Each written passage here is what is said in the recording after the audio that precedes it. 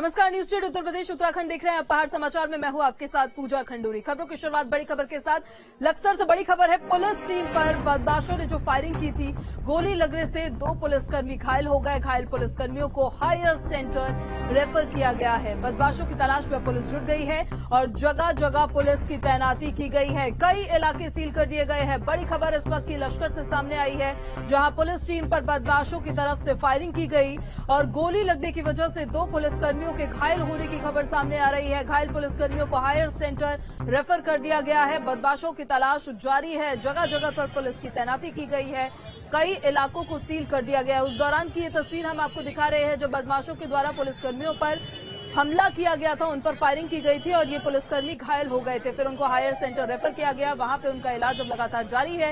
Exclusive तस्वीर है उस दौरान की न्यूज स्टेट उत्तर प्रदेश उत्तराखंड पर आप देख रहे हैं, जब पुलिस टीम पर बदमाशों ने फायरिंग की और गोली लगने की वजह से 2 पुलिसकर्मी घायल हो गए। घायल पुलिसकर्मियों को फिलहाल हायर सेंटर रेफर किया गया है। वहां पर इनका इलाज लगातार जारी है। बदमाशों की तलाश भी अब शुरू हो चुकी है। जगह जगह पर पुलिस की तैनाती की गई है, नाकेबंदी की गई है। कई इलाकों को सील कर दिया गया है। इन तमाम बदमाशों को पकड़ने के लिए पुलिस की तरफ से कोशिशें, कवायद लगातार जारी। लक्सर से ये तस्वीरें जहां पर पुलिस टीम पर बदमाशों की तरफ से फायरिंग की गई थी। पुलिस टीम पर इन बदमाशों ने हमला किया और गोलियां चलाई। गोली लगने की वजह से 2 पुलिसकर्मियों के घायल होने की खबर सामने आई। घायल पुलिसकर्मियों को फिलहाल इलाज के लिए हायर सेंटर रेफर किया गया है। वहां पर उनका इलाज जारी है और वो बदमाश जिन्होंने पुलिस टीम पर फायरिंग की है, उनकी तलाश भी लगातार जारी है। जगह जगह पर पुलिस की तरफ से पुलिस बल की तैनाती की गई है। कई इलाकों को सील कर दिया गया है। ये उस दौरान की आप तस्वीरें देखिए जब पुलिसकर्मियों पर हमला हुआ और पुलिसकर्मी घायल हो गए।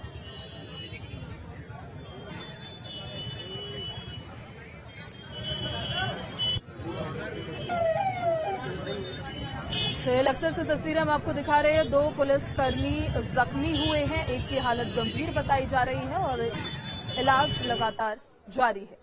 काशीपुर में मुरादाबाद पुलिस टीम पर जो हमला हुआ, उससे जुड़ी ये बड़ी खबर है। घटना का एक्सक्लूसिव वीडियो सामने आया है। यूपी पुलिस दबिश देने के लिए गई थी, लेकिन पुलिस को पीटा गया और पुलिस को पीटने का ये वीडियो वायरल हुआ है। ये भी कहा गया था कि फायरिंग हुई थी पुलिसकर्मियों पर। माफिया को पकड़ने के लिए, दबिश देने के लिए यूपी पुलिस वहां पहुंची थी।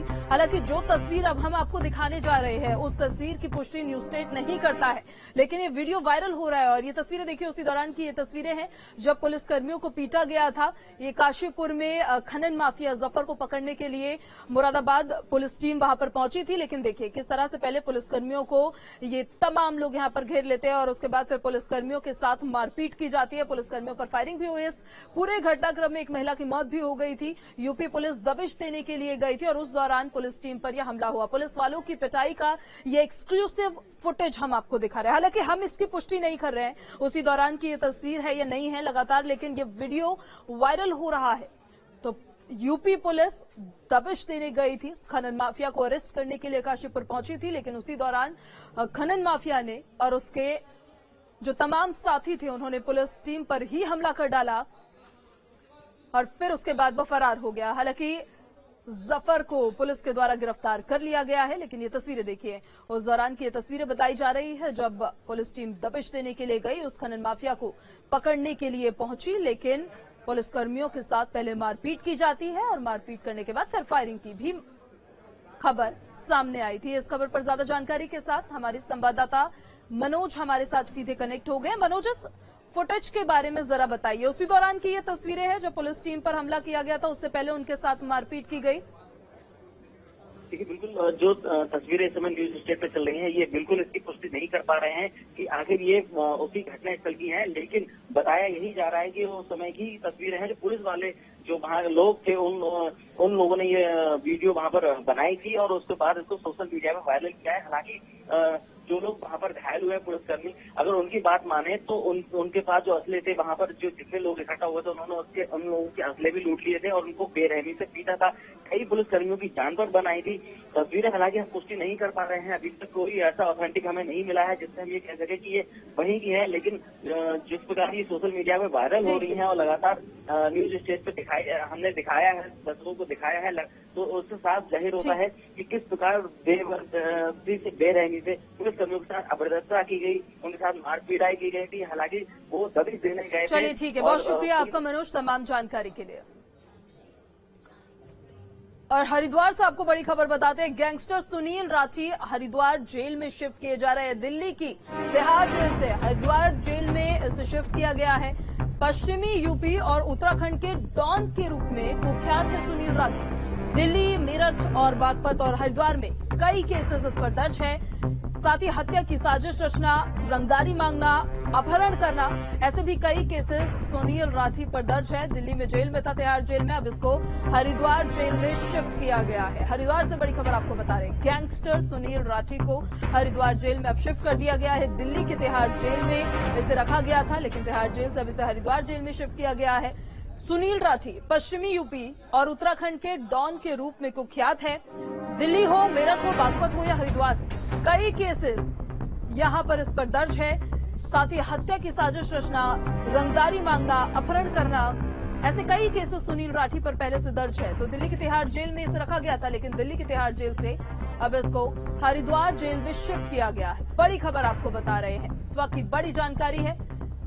पश्चिमी यूपी और उत्तराखंड के डॉन के रूप में कुख्यात है सुनील राठी। दिल्ली के तिहाड़ जेल में था, यहां अपनी सजा काट रहा था। अब दिल्ली के तिहाड़ जेल से इसको हरिद्वार की जेल में शिफ्ट किया गया है। सुनील राठी पर दिल्ली हो, मेरठ हो या बागपत हो, इसी के साथ साथ हरिद्वार में भी कई केसेस पहले से दर्ज है। हत्या करना, हत्या की साजिश रचना, रंगदारी मांगना, अपहरण करना, ऐसे कई केसेस है जो सुनील राठी पर दर्ज है। दिल्ली के तिहाड़ जेल में अपनी सजा काट रहा था और अब इसको दिल्ली के तिहाड़ जेल से हरिद्वार की जेल में शिफ्ट कर दिया गया है। नाम है गैंगस्टर सुनील राठी, जिसको हरिद्वार की जेल में शिफ्ट किया गया है। पश्चिमी यूपी और उत्तराखंड में डॉन के रूप में कुख्यात है सुनील राठी। कई केसेस इस पर पहले से दर्ज है। दिल्ली, मेरठ, बागपत और हरिद्वार में कई केसेस ऑलरेडी दर्ज है। अब इसे हरिद्वार जेल में शिफ्ट किया गया है। तो पश्चिमी यूपी और उत्तराखंड में कुख्यात है सुनील राठी। दिल्ली के तिहाड़ जेल में सजा काट रहा था और अब दिल्ली के तिहाड़ जेल से हरिद्वार जेल में उसको शिफ्ट किया गया है। बागेश्वर में तेज रफ्तार का कहर लगातार जारी है और ट्रक ने जहां एक बाइक सवार को टक्कर मार दी और इस हादसे में 2 युवकों की मौत हो गई है। NH 109B पर यह घटना हुई। जांच अब लगातार जारी है, लेकिन तेज रफ्तार कहर के चलते जो बाइक सवार युवक थे उनकी मौत हो गई है। एक मृतक की पहचान चंदन सिंह के रूप में हुई है। बागेश्वर की ये पूरी घटना बताई जा रही है, जहां ट्रक और बाइक के दरमियान टक्कर हो गई, जिस वजह से बाइक सवार 2 युवकों की मौत हो गई है। हादसे में 2 युवकों की मौत हुई है। नेशनल हाईवे 109B के पास ये घटना हुई। अब पुलिस को जैसी जानकारी मिली, पुलिस मौके पर पहुंची और अब जांच पुलिस की तरफ से शुरू कर दी गई है। हिमांशु संवाददाता इस खबर पर ज्यादा जानकारी के साथ जुड़ गए। हिमांशु, तेज रफ्तार के कहर के चलते 2 बाइक सवारों की मौत, इस पूरे मामले के बारे में बताइए और बताइए कब हुई है ये घटना। हादसा जिला मुख्यालय से गरुड़ कौसानी बागेश्वर राष्ट्रीय राजमार्ग 109B पर हुआ है। रवाईखाल से करीब 2 किलोमीटर पहले का मामला है। देर सांय की घटना है, क्योंकि ट्रक से ओवरटेक करने के चक्कर में इनका वाहन मोटर बाइक है वो अनियंत्रित हो जाती है और ये ट्रक के नीचे आ जाते हैं। 2 के 2 जो बाइक सवार थे, चालक और पीछे से बाइक सवार, वो दोनों की मौके मौत होगी, जैसा कि कोतवाली पुलिस द्वारा और कोतवाल के द्वारा बताया गया है। फिलहाल ट्रक के जो चालक है उसे गिरफ्तार कर लिया गया है मौके पर ही। और जो घटना हुई, घटना के बाद से परिजनों में यहाँ कोहराम मचा हुआ है। तो लगातार किस तरीके से रफ्तार का कहर देखने में मिला है जिला मुख्यालय में। कहीं न कहीं ट्रैफिक पुलिस और यातायात पुलिस की भी प्रश्न चिन्ह लगना लाजमी है, क्योंकि लगातार इस तरह की घटनाएं बढ़ते जा रही हैं। तो ऐसे में यहाँ जहाँ ये दर्दनाक हादसा हुआ उसके बाद कहीं न कहीं पूरे जिले में शोक की लहर है। ठीक है हिमांशु, बहुत शुक्रिया आपका तमाम जानकारी के लिए। और अब प्रदेश में नई शिक्षा नीति की शुरुआत हो चुकी है। नई शिक्षा नीति को लागू करने वाला पहला प्रदेश उत्तराखंड बना है। केंद्रीय शिक्षा मंत्री धर्मेंद्र प्रधान ने प्रदेश सरकार को बधाई दी। राजधानी में हुई उच्च शिक्षा कौशल विकास की समीक्षा बैठक हुई। सीएम धामी, केंद्रीय मंत्री धर्मेंद्र प्रधान इस बैठक में शामिल रहे थे। शिक्षा के क्षेत्र में ऐतिहासिक परिवर्तन हो रहा है। सीएम की तरफ से कहा गया है छात्रों के उज्जवल भविष्य में निर्माण में सहायक होगी ये नई शिक्षा नीति। प्रदेश में नई शिक्षा नीति की शुरुआत हो गई है। इसके साथ ही नई शिक्षा नीति लागू करने वाला उत्तराखंड पहला राज्य बन गया है। सीएम आवास में इसको लेकर एक बैठक आयोजित की गई थी। केंद्रीय शिक्षा मंत्री धर्मेंद्र प्रधान जिसमें शामिल हुए। सीएम धामी ने उच्च शिक्षा के शैक्षणिक सत्र 2022-23 2020 के लिए राष्ट्रीय शिक्षा नीति 2020 का शुभारंभ किया। इस मौके पर शिक्षा मंत्री धन सिंह रावत के साथ कई आला अधिकारी वहां मौजूद थे और इस मौके पर केंद्रीय शिक्षा मंत्री श्री धर्मेंद्र प्रधान ने देश में सबसे पहले राष्ट्रीय शिक्षा नीति 2020 को लागू करने के लिए उत्तराखंड सरकार को बधाई दी। तो वहीं सीएम धामी ने कहा है कि इससे शिक्षा के क्षेत्र में ऐतिहासिक परिवर्तन होगा, साथ ही नई शिक्षा नीति छात्रों के उज्जवल भविष्य के निर्माण में सहायक होगी। उत्तराखंड को बहुत बहुत धन्यवाद देता हूं। वो राष्ट्रीय शिक्षा नीति को लागू करने में स्कूल वर्टिकल हो या हायर एजुकेशन वर्टिकल हो, दोनों में देश की अन्य प्रांतों से काफी आगे हैं। मैं उत्तराखंड को बधाई देता हूं। ज्ञान की पुजारी इसी प्रदेश में रहते हैं, इसीलिए मैं आश्वस्त हूं। अब तक उत्तराखंड न केवल आगे है, आने वाले दिनों में भी भारत में नया बेंचमार्क खड़ा करेगा, इसमें मेरे को कोई संदेह नहीं है। कि किसी भी देश की विकास को गति देने में उसकी युवा पीढ़ी और आने वाले जो नौनिहाल हैं, जिनके बारे में माननीय प्रधानमंत्री जी ने अभी उन सभी को जहां मिशन कर्मयोगी की संज्ञा दी है, वहीं अमृत काल में ऐसे नौजवान जिनको नई शिक्षा नीति की शिक्षा प्राप्त होकर नए भारत का निर्माण, जो माननीय प्रधानमंत्री जी का स्वप्न और संकल्प है, उसको साकार करने में उन सबकी बड़ी महत्वपूर्ण भूमिका होने वाली है। इसलिए ऐसे समय में शिक्षा नीति जो लागू हो रही है, निश्चित रूप से नए भारत का निर्माण करेगी। यदि हम एक अच्छा भविष्य चाहते हैं तो वर्तमान को भी सशक्त बनाना होगा। इसी प्रकार से हमें आने वाली पीढ़ी को और अधिक प्रतिभाशाली अगर हम बनाना चाहते हैं, तो जहां हमें उसके बचपन को ठीक करना होगा, उसकी शिक्षा पर आज से ही कार्य करना होगा।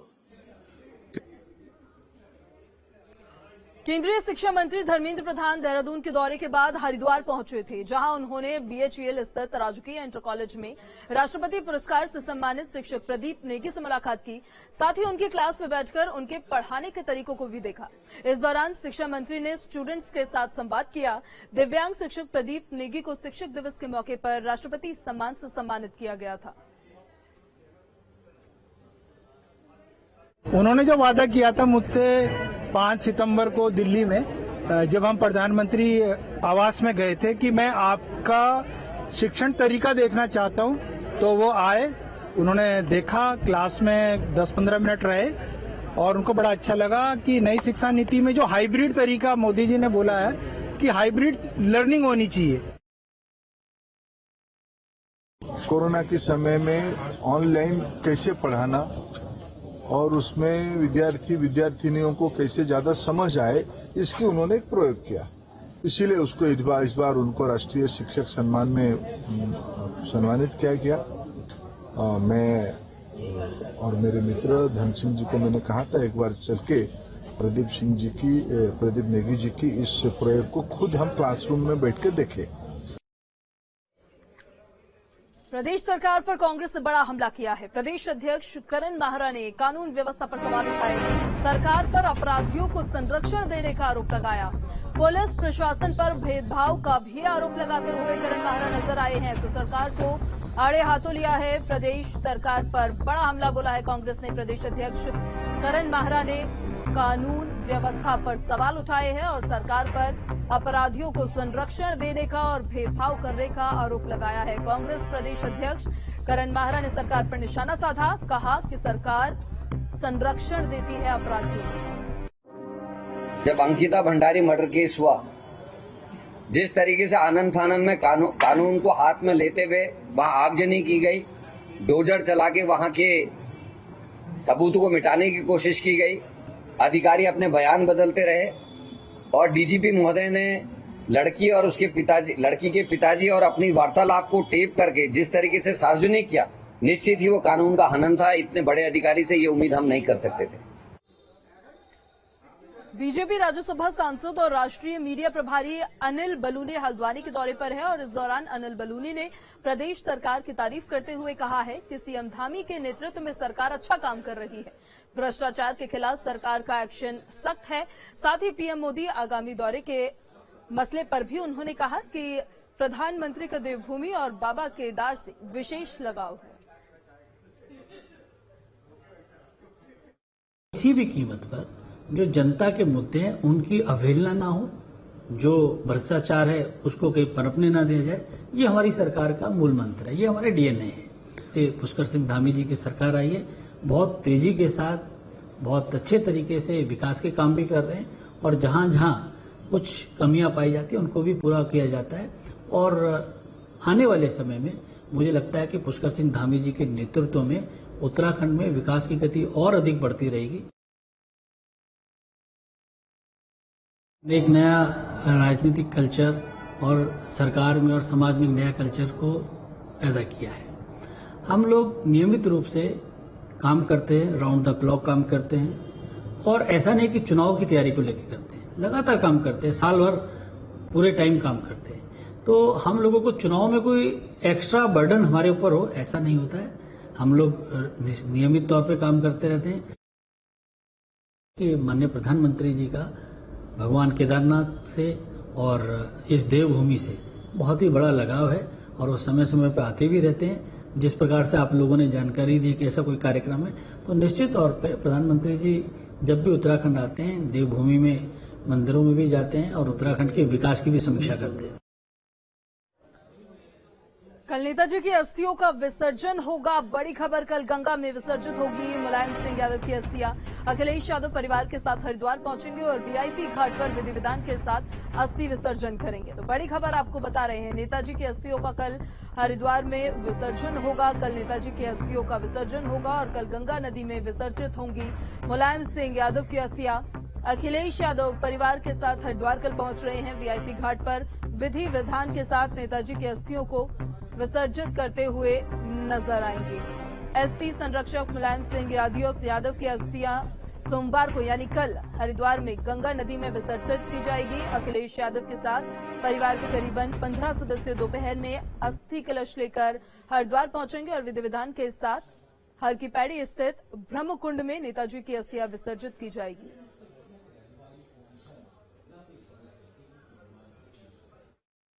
कल माननीय मुलायम सिंह यादव जी की अस्थियां उनका परिवार लेकर के कल लगभग 12 बजे के समय लगभग दोपहर में हर की पैड़ी ब्रह्मकुंड क्षेत्र पर आ रहा है। हम उनके यहाँ पर कुल पुरोहित होने के नाते ये सारा के कर्म जो हम ही लोग यहाँ कराएंगे। अखिलेश जी आ रहे हैं, शिवपाल जी आ रहे हैं और उनके भाई भतीजे सब परिवार में करीब 15 सदस्य उनके पारिवारिक लोग हरिद्वार हर की पैड़ी ब्रह्मकुंड क्षेत्र में माननीय नेताजी की का अस्थि कलश लेकर के ब्रह्मकुंड क्षेत्र पर आ रहे हैं। कल पार्टी के राष्ट्रीय अध्यक्ष माननीय अखिलेश यादव जी नेताजी की अस्थियां लेकर के परिवार समेत सफाई से चल करके जॉली ग्रांट आएंगे। जॉली ग्रांट से वीआईपी घाट जो चरण सिंह के नाम से माननीय नेताजी ने दिया था वहां पर आएंगे। वहां पर श्रद्धांजलि सभा होगी। उसके लिए पूरा अरेंजमेंट हमारी तरफ से किया गया। प्रशासन और पुलिस ने जो उनके साथ सिक्योरिटी की टीम आ रही है उससे लगातार हम लोग संपर्क में हैं। तो यहाँ पे हम जो हमारे पास है कि अस्थि विसर्जन का ही कार्यक्रम है। कैबिनेट मंत्री धन सिंह रावत अपने विधानसभा क्षेत्र के दौरे पर है। श्रीनगर गढ़वाल दौरे के दौरान धन सिंह रावत ने सीडीएस अनिल चौहान के पैतृक गांव पहुंचकर उनके परिजनों से मुलाकात की। इस मौके पर उन्होंने कहा कि प्रदेश से अब तक 2 सीडीएस का चयन प्रदेश के लिए गौरव की बात है। इसके लिए उन्होंने पीएम मोदी का शुक्रिया अदा किया।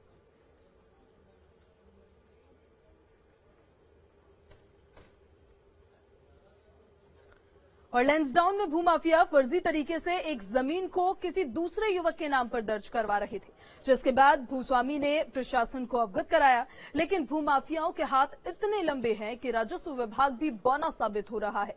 लोगों की जमीन पर अवैध कब्जा कर उनको डराया और धमकाया जा रहा है।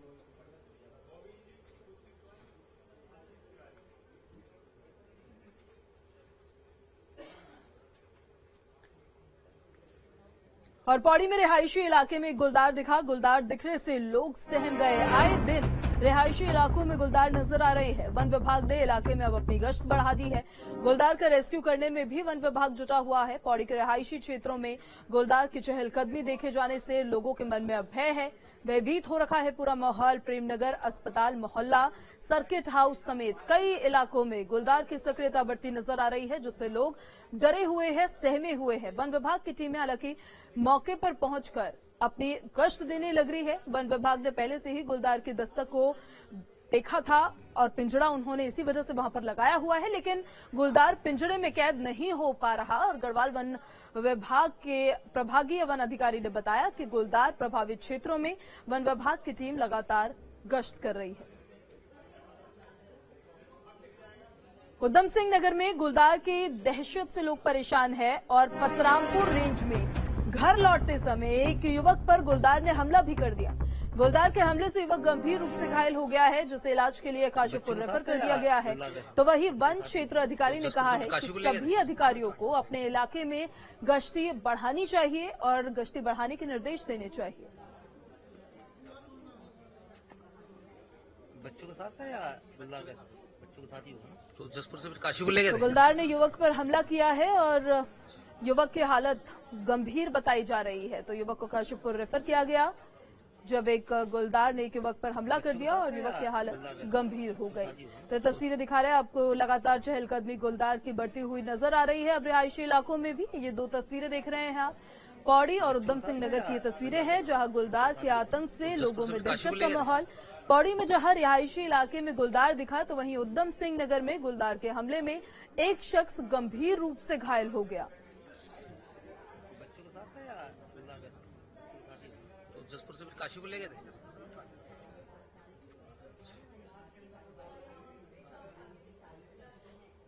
और रुद्रप्रयाग से बड़ी खबर है, पंचायत चुनाव से जुड़ी इस वक्त की बड़ी खबर। बीजेपी ने जिला पंचायत अध्यक्ष के नाम का ऐलान किया है। अमर देवी शाह को जिला पंचायत अध्यक्ष का टिकट दिया गया है। पंचायत चुनाव से जुड़ी बड़ी खबर आपको बता दें, रुद्रप्रयाग से बीजेपी ने जिला पंचायत अध्यक्ष के नाम का ऐलान कर दिया है और अमर देवी शाह को पंचायत अध्यक्ष का टिकट दिया गया है। बड़ी खबर, इस वक्त की बड़ी जानकारी रुद्रप्रयाग से आपको बता रहे हैं, जहां पर पंचायत चुनाव को लेकर भारतीय जनता पार्टी की तरफ से अपने प्रत्याशी का ऐलान किया गया।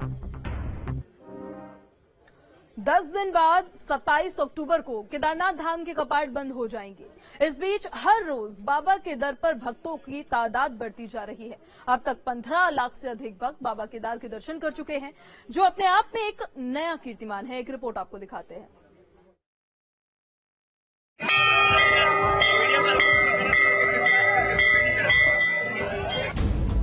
केदारनाथ धाम में बना नया कीर्तिमान।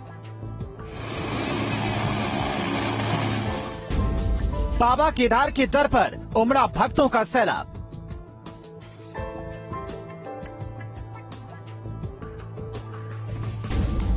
पहली बार भक्तों का आंकड़ा 15 लाख पार।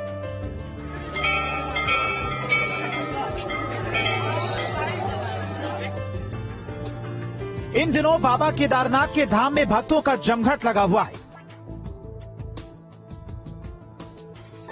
अपने आराध्य, अपनी इष्ट देवों के देव महादेव के दर्शन पूजन के लिए बाबा के दर पर भक्तों का तांता लगा हुआ है। इस बार एक नया रिकॉर्ड बनाते हुए भक्तों का आंकड़ा 15 लाख पार कर चुका है। अब तक 15 लाख से अधिक भोले के भक्त बाबा केदार के दर्शन कर चुके हैं। 27 अक्टूबर को शुभ मुहूर्त में बाबा के कपाट शीतकाल के लिए बंद हो जाएंगे। दर्शन के लिए केवल 10 दिन का ही समय बचा है। ऐसे में हर रोज करीब 10 से 12 हजार श्रद्धालु केदारनाथ पहुंच रहे हैं।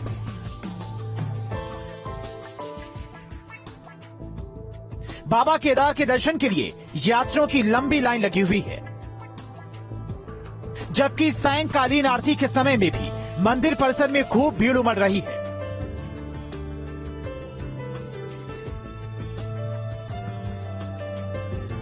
इस बीच भक्तों की सुविधा, दर्शन की सुगमता को लेकर शासन प्रशासन भी हर कोशिश में जुटा हुआ है।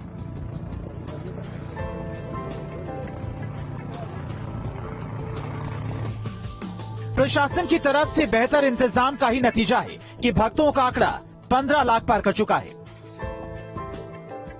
कि यात्रा सीजन की शुरुआत से हम लोगों को अंदाजा था, क्योंकि 2 साल से कोविड की वजह से यात्रा प्रभावित रही थी, तो ये पता था कि इस साल काफी अधिक संख्या में यात्री आएंगे। तो उसको देखते हुए हमारे द्वारा वो सुदृढ़ व्यवस्था की गई थी। तो उसी का परिणाम है कि अभी तक हमारी यात्रा लगभग 15 लाख लोग केदारनाथ धाम की यात्रा पर आ चुके हैं और पुलिस द्वारा इनको बेहतर से बेहतर सुविधाएं देने की कोशिश की गई है। यही प्रयास किया कि जो मूलभूत सुविधाएं हैं, जैसे कि ट्रैक रूट की जो रखरखाव है, टॉयलेट्स हैं, पानी पीने की जगह है, या फिर यात्रियों को बारिश से बचाने के लिए रेन शेड्स हैं, टोकन सिस्टम है, और जो दुकानें वहाँ लगती हैं केदारनाथ में या पूरे रास्ते में, उनको कैसे व्यवस्थित कर सकते हैं ताकि जो लोकल यहाँ के जो रुद्रप्रयाग जनपद के जो वासी हैं उनको अधिक से अधिक रोजगार भी मिल सके। तो इन सभी को ध्यान में रखते हुए सभी स्टेक होल्डर्स के साथ कार्य किया गया है और इसलिए यात्रा का सफल संचालन मुमकिन हुआ है। केदारनाथ यात्रा अपने आखिरी चरण में है। इस बीच केदारनाथ के सकुशल यात्रा संपन्न कराने को लेकर पुलिस प्रशासन को कई चुनौतियों का सामना करना पड़ा। ट्रैफिक मैनेजमेंट, क्राउड मैनेजमेंट, ये भी लगभग 15 से 20 हजार लोग केदारनाथ धाम में पीक सीजन में दर्शन के लिए पहुंचे हैं। सभी श्रद्धालुओं को टाइमली दर्शन कराना, किसी को इनकन्वीनियंस ना हो, बहुत ज्यादा समय तक उनको लाइन में न लगना पड़े, तो इसको भी व्यवस्थित करना एक बहुत बड़ी चुनौती थी। इसके अतिरिक्त बीच में क्योंकि मानसून की वजह से कई बार आपदा संबंधी घटनाएं भी हुई, तेज बारिश हुई, जहां पर लैंडस्लाइड भी हुआ, तो उन सभी केसेस में तुरंत कार्रवाई करना, लोगों को इवैक्यूएट करना, रेस्क्यू करना, ये सभी पुलिस के लिए बहुत बड़ी चुनौती थी।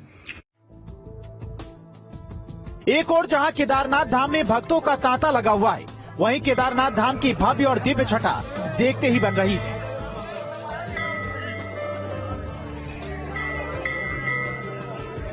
साफ मौसम और खिली धूप से भक्तों का उत्साह और दोगुना होता जा रहा है।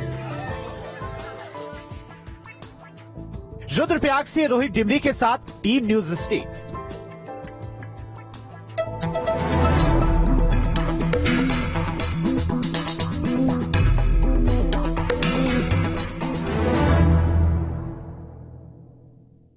आएगा भूचाल, बदलेगा भूगोल, पिघलते ग्लेशियर, बढ़ता